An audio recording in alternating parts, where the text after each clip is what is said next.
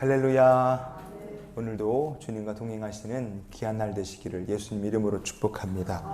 우리가 지난 시간에 악한 생각 그리고 악한 말의 결과는 무엇이냐, 엎드러져 멸망하는 것이 악한 생각과 말의 결과다 하는 것을 살펴봤습니다. 그럼 우리의 인생이 엎드러지지 않고 멸망하는 것이 아니라 잘되고 복되는 비결은 과연 어디에 있느냐 이거예요.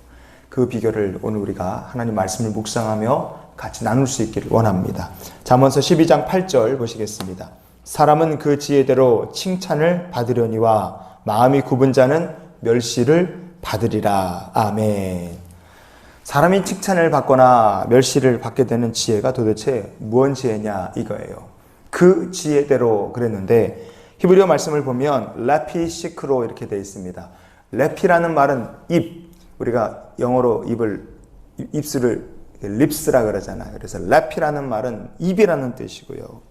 시크로라는 말은 비밀이라는 뜻도 있고 깨달음이라는 뜻도 있고 인사이트라는 뜻도 있고 understanding, 이해를 했다라는 깨달음이라는 뜻도 있습니다. 그래서 사람은 그 지혜대로, 이 본문은 이렇게 말을 바꿔서 읽어도 무방합니다. 사람은 그 입에서 나오는 말대로 칭찬을 받으려니와, 이렇게 이해를 하시면 더 쉽게 받아들이실 수 있을 거예요. 자, 사람이 그 입에서 나오는 말대로 칭찬을 받거나 마음이 굽은 자는 멸시를 받으리라. 그렇게 한번 생각해 보십시오. 그러면 그 입에서 나오는 말이 칭찬받는 사람은 누구겠습니까? 어떤 사람이 그 입에서 나오는 말이 하나님의 칭찬을 받을 수 있겠습니까? 그 비결은 성경에 이렇게 우리가 찾아볼 수 있습니다. 예레미야서 3장 15절을 보시겠습니다. 내가 또 내 마음에 합한 목자들을 너희에게 주리니 그들이 지식과 명철로 너희를 양육하리라. 아멘. 어떤 사람이 그 입에서 나오는 말이 하나님께 칭찬을 받는 말이 될 수 있을까? 그것은 아주 간단합니다. 그 사람이 하나님의 마음에 합한 사람이 되면 되는 거예요. 우리가 하나님의 마음에 합한 사람이 되면 우리가 내뱉는 모든 말들 그리고 언행심사가 하나님께서 기뻐하시고 칭찬하실 만한 일이 되고 행동이 되고 삶이 될 줄 믿으시기를 바랍니다. 하나님의 마음에 합한 사람, 성경의 대표적인 사람이 있죠. 다윗이죠. 다윗이 왜 하나님의 마음에 합한 사람이었겠어요? 그 이유는 많겠지만 그러나 그가 고난 중에서도 생명의 위협이 그의 코앞에 찾아와도 다윗은 그 어떤 순간에서도 하나님을 원망하지 않았습니다. 그래서 하나님의 마음에 합한 자가 됐겠죠. 하지만 사울은 어떻습니까? 사울은 좀 다르죠. 사무엘상 13장 11절 12절을 같이 읽어보시겠습니다. 사울이 행하신 것이 무엇이냐 하니 사울이 이르되 백성은 내게서 흩어지고 당신은 정한 날 안에 오지 아니하고 블레셋 사람은 믹마스에 모였음을 내가 보았으므로 이에 내가 이르기를 블레셋 사람들이 나를 치러 내가 여호와께 은혜를 간구하지 못하였다 하고 부득이하여 번제를 드렸나이다. 아멘. 하나님 말씀이니까 우리가 아멘 하지만 사울의 하는 행동을 보면 아멘 할 수 있는 내용이 아닙니다. 백성이 흩어지는 것이 두려워서 부득이하여 번제를 드렸습니다. 사울은 하나님께 사무엘 선지자를 만나자마자 변명부터 늘어났어요. 한번 실수할 수 있죠. 그렇다고 칩시다. 그러나 사울이 어땠습니까? 아말렉을 진멸하라는 하나님의 명령이 있었어요. 그런데 사울이 어떻게 했습니까? 아말렉과의 싸움은 이겼어요. 전쟁은 하나님께 속한 것이니까 말씀대로 이겼지만 그러나 사무엘 선지자가 왔을 때 사울은 또다시 실수합니다. 사무엘상 15장 13절 14절 우리 읽어보시겠습니다. 사무엘이 사울에게 이른즉 사울이 그에게 이르되 원하건대 당신은 여호와께 복을 받으소서 내가 여호와의 명령을 행하였나이다 하니 사무엘이 이르되 그러면 내 귀에 들려오는 이 양의 소리와 내게 들리는 소의 소리는 어찌 됨이니까 하니라. 아멘. 내가 여호와의 명령을 행하였나이다. 변명도 모자라서 사울은 하나님 앞에 거짓말합니다. 내가 명령을 다 행했다.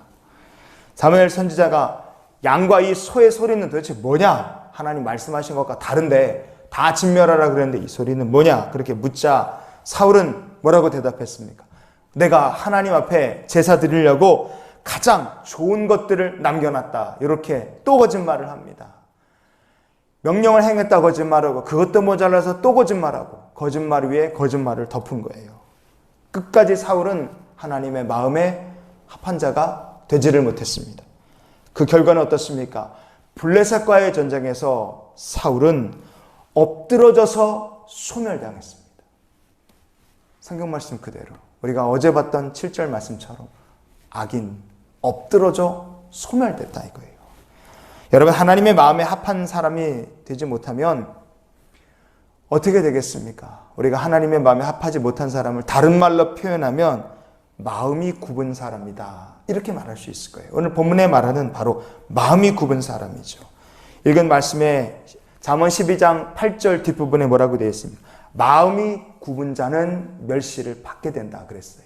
마음이 굽은 자, 즉 하나님의 마음에 합하지 못한 자, 바로 그겁니다.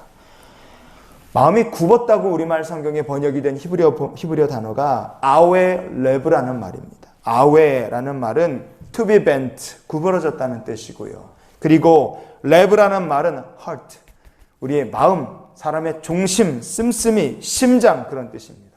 마음이 구부러진 사람, 심장이 휘어버린 사람, 이런 사람이라면 뭐겠습니까?